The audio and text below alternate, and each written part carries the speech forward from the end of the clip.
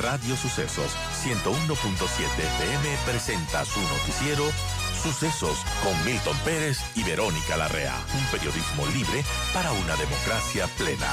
Los hechos y las opiniones de los sucesos que marcan nuestro tiempo.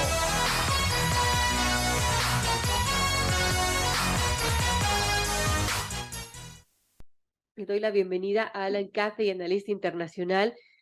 Y bueno, le tenemos aquí porque tenemos que analizar lo que está pasando con Rusia y Ucrania. Van a ser ya casi 10 meses de este conflicto, 10 dolorosos meses y 282 días a día de hoy exactamente desde el inicio de la invasión rusa en Ucrania. Zelensky prepara una contramedida poderosa para contrarrestar los ataques rusos de las infraestructuras eléctricas que han dejado a medio país apagado, sin energía. Hay 6 millones de hogares que están sin energía con el frío que hace allí en esa época. Y mientras tanto son ya 6 las cartas con explosivos las que han llegado a embajadas en España.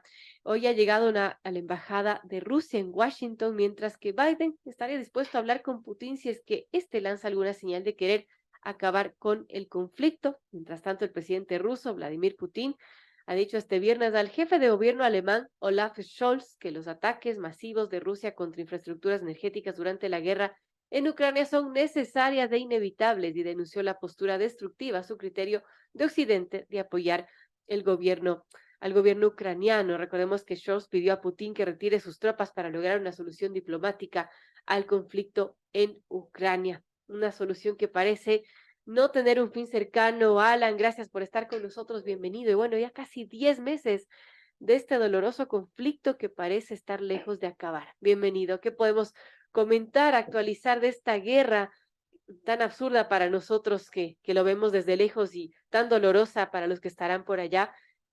Bienvenido. ¿Qué podemos decir sobre todo esto? Buenos días, Verónica, muchas gracias. Bueno, estuvimos acá juntos comentando el tema en agosto pasado, si no me equivoco, y ahí vimos en ese momento cuál era la situación y la coyuntura del momento y cómo han cambiado las cosas, ¿no? En agosto pasado, Rusia, luego de haber sido derrotada frente a Kiev y frente a Kharkov, había retirado sus fuerzas para, según ellos, en una retirada estratégica, para reagruparse y orientarse a una campaña en el Donbass, en las dos provincias de Donetsk y Lugansk, donde efectivamente se había dado esta ofensiva rusa que fue muy lenta, muy lenta, muy al estilo de la Primera Guerra Mundial, con batallas de posiciones, mucho uso de artillería, que es el fuerte de Rusia, ¿no?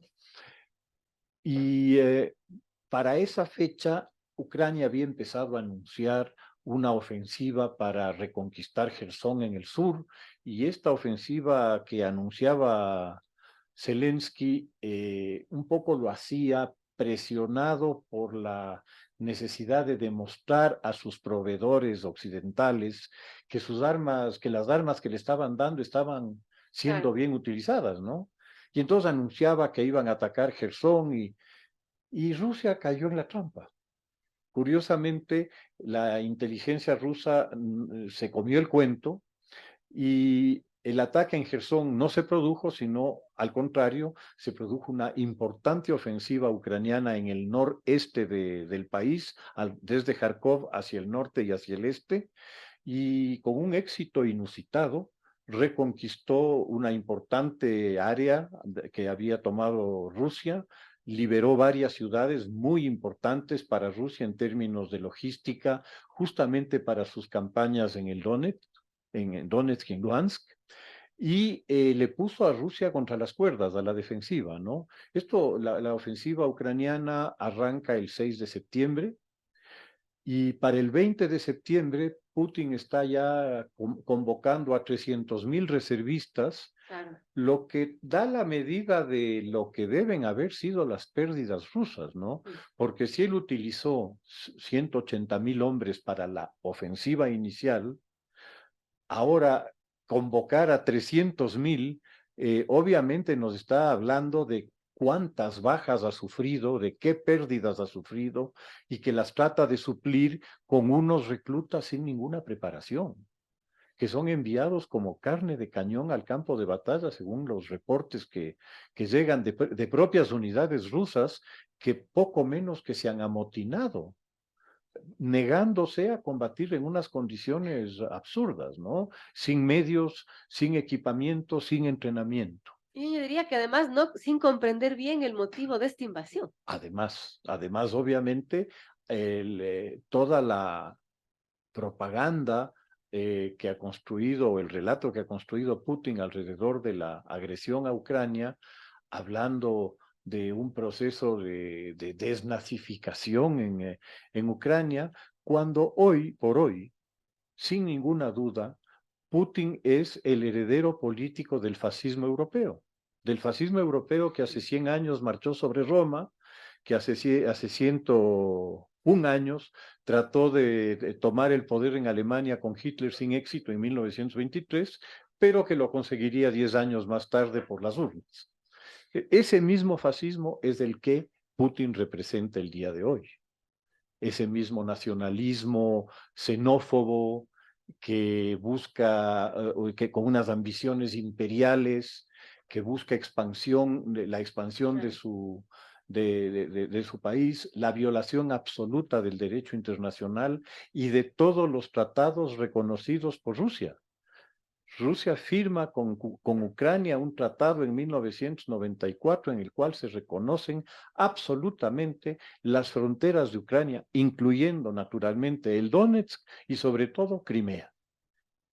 Es decir, no hay argumento que no sea el mismo argumento que Hitler exhibió en su momento para invadir Checoslovaquia, el de la defensa de las minorías nacionales.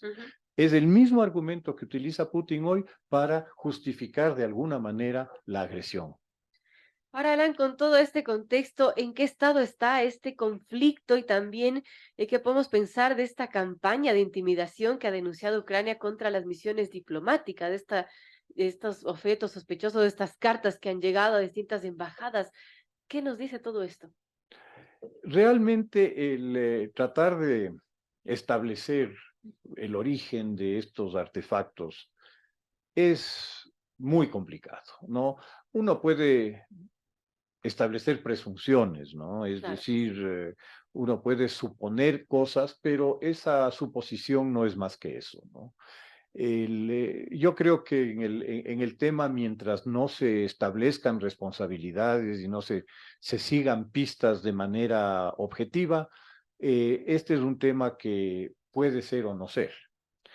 Lo que sí podemos ver objetivamente es, por ejemplo, la declaración que Putin le hace a Scholz.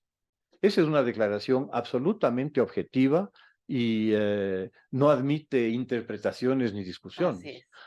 Es decir, para el señor Putin es necesario destruir los medios de subsistencia de la población civil porque esa es una necesidad. Esta es una declaración expresa de un jefe de Estado.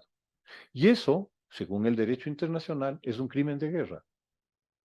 ¿Y allí qué pueden hacer los países para O sea, tratar de que esto no continúe? no, este es un conflicto que, como están planteadas las cosas, al menos hasta este momento, no va a tener una solución cercana, ¿no?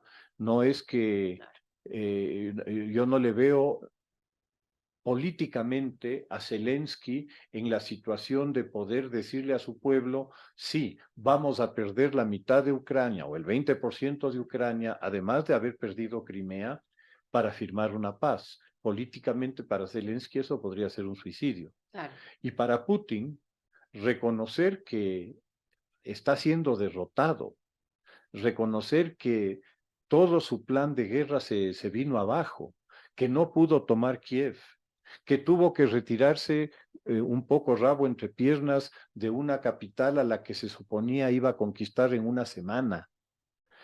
Retirarse para reagrupar sus fuerzas y proseguir la invasión y encontrarse con que le contraatacan y le destrozan cualquier pretensión de continuar con su invasión. Pierde la única, perdón, la única capital de un oblast, de una provincia, de las que había podido conquistar, que es Gerson, y tiene que retirarse porque no la puede sostener. Entonces, derrotado en el campo de batalla, ¿recurre a qué? Al terror, a un masivo ataque con misiles contra civiles, directamente contra casas, contra departamentos, contra hospitales, contra escuelas, e indirectamente atacando a la red eléctrica ucraniana, buscando destruir la red eléctrica ucraniana para provocar el pánico y el mayor daño, ya no en el ejército adversario, sino en la población civil. La OMS hizo una advertencia hace unos días de que los ataques rusos ponían en grave riesgo de muerte a 3 millones de personas por el invierno. Y aquí vale la pena recordar una situación que ya se produjo y que se ha producido con Ucrania muchas veces en su historia. El siglo pasado, hace 90 años, Stalin lanza una campaña para colectivizar la agricultura en la Unión Soviética y quien más afectado resulta por esto es Ucrania, por la forma en que se ejecuta la orden de Stalin, que es una orden por la cual saca al ejército, a las Fuerzas Armadas, para requisar todo y condenar al pueblo ucraniano al hambre. Se produce una hecatombe que se sitúa entre 5 y 8 millones de muertos de hambre durante 2 años en Ucrania, que es conocida como el Holodomor, el holocausto del hambre. ¿Qué es lo que está haciendo Putin hoy día? Está repitiendo eso, utilizando el frío Terrible. como arma para amedrentar y eventualmente destruir a la población civil. Y esto no es un capricho, es decir, no es que el señor Putin se despertó bravito hoy día y resolvió que Sabe había... lo que está haciendo.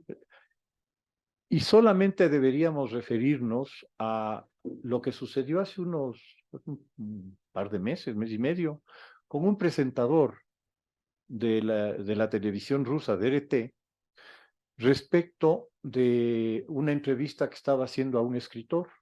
Y el escritor le contaba que cuando había estado en Ucrania, les había preguntado a los niños, a unos niños que estaban ahí, qué opinaban de Rusia, ¿no? Y ellos le habían contestado que Ucrania estaría mucho mejor, pero en la época soviética, estaría mucho mejor que si los rusos no ocuparan su país. Y la respuesta de este presentador de televisión fue: a esos niños ucranianos habría habido que ahogarlos en el río. Wow. Entonces estamos asistiendo a una percepción, como dije hace un momento, absolutamente cercana a un proyecto, si el término no es exagerado, nazi. Estamos asistiendo a una propuesta de exterminio de un pueblo pronunciada expresamente por el presidente de Rusia, el señor Putin, en declaración hecha al señor Scholz. Qué condenable todo esto, Alan. Y bueno, para finalizar esta entrevista, ¿qué escenarios podemos pensar que le espera a este conflicto, tomando en cuenta también que ya se viene fecha navideña y cuando hablamos por interno decía va a ser una triste Navidad para Ucrania? Sí, pienso que va a ser una Navidad muy complicada, muy difícil.